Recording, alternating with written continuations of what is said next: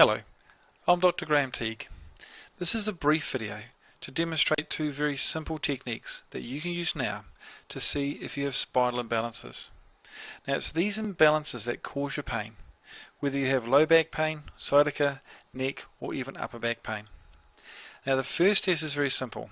All you're doing is looking at your pelvic height. So all you do is look in a mirror and note if one side of your pelvis is higher than the other.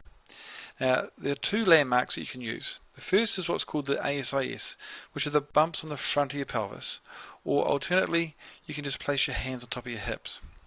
Now, what you'll note is that one side of your pelvis is higher than the other, and this creates what's called a rotational imbalance.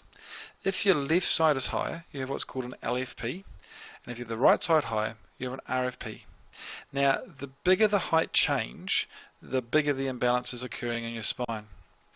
And also you can look at the side view of your posture, and this is what detects what's called a tilt type imbalance, where you can have a sway back where the curve in your low back is a lot greater, or you may have a flattened spine.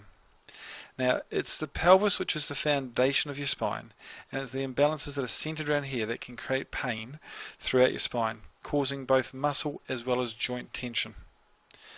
Now, a second test that you can use, which also confirms these imbalances, is what's called a straight leg raise.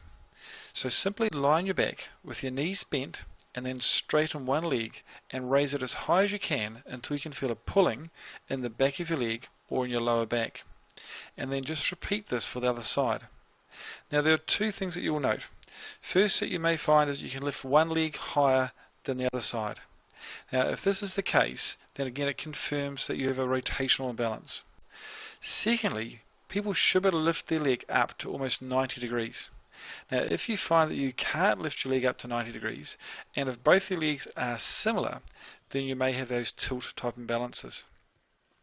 But these two simple tests indicate that there are imbalances in your spine. Now the greater the change, the more the imbalance. If there's minimal change, then it means that your pain is very simple and very quick to remove. If the imbalances are greater, then pain is still very simple to remove, but it will take a small amount of time to return your spine to balance.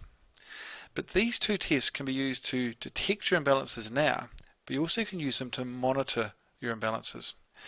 Long-term wise, you can use these same tests to make sure your spine stays in balance, which is important for a long-term future of being